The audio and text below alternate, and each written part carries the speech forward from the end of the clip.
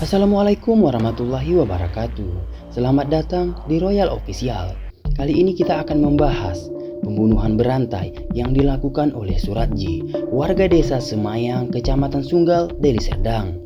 Kala itu Suratji berusia 59 tahun pada tahun 1986. Sehari-hari Suratji ini bekerja sebagai petani dan juga berprofesi sebagai dukun. Ia dikenal sebagai petani biasa, bergaul dengan aman di kalangan tetangganya.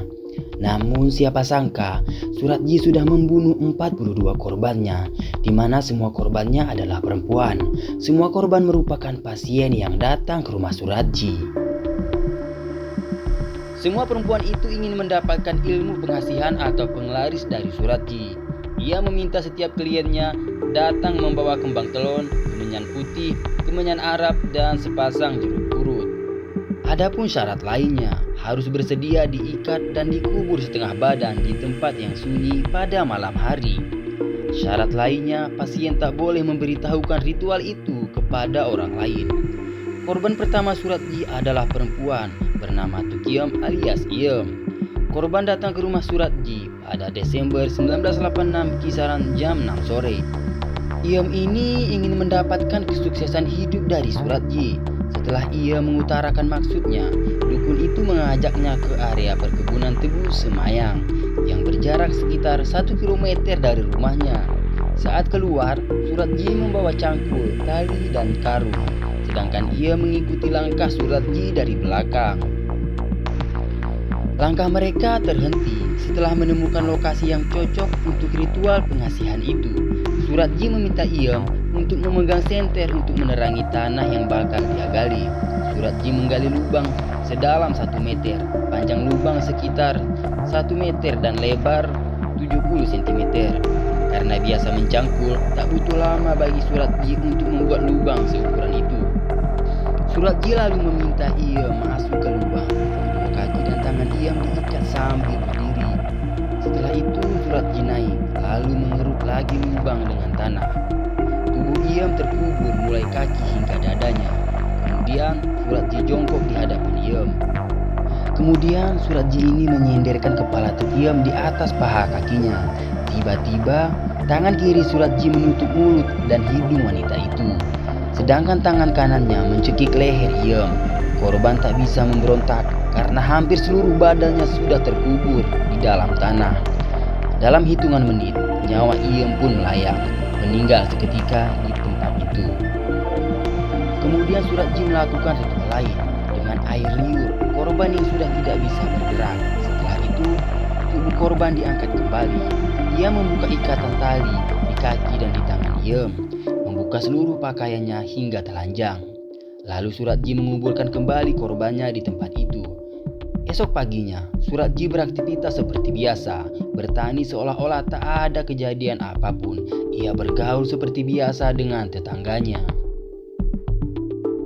Adapun korban terakhir Suratji bernama Sri Kemaladewi yang dibunuh pada 23 April 1997. Dari kasus inilah kebiadabannya terbongkar. 4 hari setelah pembunuhannya, warga dusun Aman Damai dibuat geger ketika seorang pemuda menemukan mayat tanpa busana di ladang tebu. Mereka terkejut, ternyata mayat itu adalah Dewi yang dikabarkan hilang 3 hari sebelumnya. Awalnya polisi mencurigai Tumin, mantan suami Dewi, karena keduanya sering bertengkar. Tapi polisi tak cukup banyak bukti. Pada suatu kesempatan, polisi mendapatkan secerah petunjuk baru. Seorang warga bernama Andres mengaku sempat mengantarkan Dewi ke rumah Suratji untuk berkonsultasi sebelum dikabarkan hilang. Polisi kemudian mendatangi rumah Suratji. Pria itu mengakui Dewi memang pernah datang ke rumahnya. Namun selepas maghrib, Dewi pulang ke rumahnya sendiri. Karena tak cukup bukti, polisi menghentikan penyelidikan. Polisi mendalami sejumlah laporan orang hilang dalam beberapa tahun terakhir.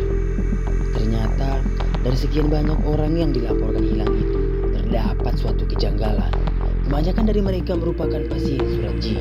Polisi pun lalu menggeledah rumah Suratji. Di sana mereka menemukan sejumlah pakaian Dewi, perhiasan perempuan, salah satunya milik Dewi. Suratji beserta 3 istrinya ditangkap, yaitu Tumi, Tumina, dan Ngatiah. Dari hasil interogasi yang panjang, akhirnya muncul pengakuan dari mulut Suratji. Dia mengaku membunuh Dewi. Polisi tidak berhenti di situ. Suratji didesak terus. Dari yang semula hanya mengaku membunuh Dewi, Suratji akhirnya mengaku telah membunuh 16 perempuan. Hingga kemudian ia mengaku telah membunuh 42 wanita. Hal itu membuat polisi terpengangah. Perbuatan itu dilakukan dengan dalih untuk mendapatkan kesaktian.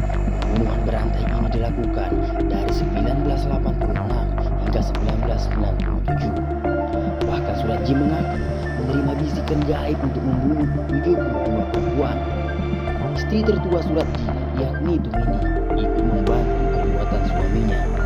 Suratji dan Tumini akhirnya mendekam di penjara. Kemudian Suratji dieksekusi mati setelah Presiden RI Susilo Bambang Yudhoyono menolak pengajuan grasisnya bersama terpidana mati lainnya pada 22 November 2007 silam. Malam itu, tepatnya pukul 10 malam, terdengar letusan dari perkebunan karet di Kecamatan Galang, Kabupaten Deli Serdang, Sumatera Utara. Kilatan cahaya terlihat dari balik ribuan pohon. Suara letusan dari kilatan cahaya itu ternyata berasal dari senapan milik tim eksekutor personel Brimob Polda Sumut yang menyala. Laki-laki yang dieksekusi mati malam itu adalah Ahmad Suratji.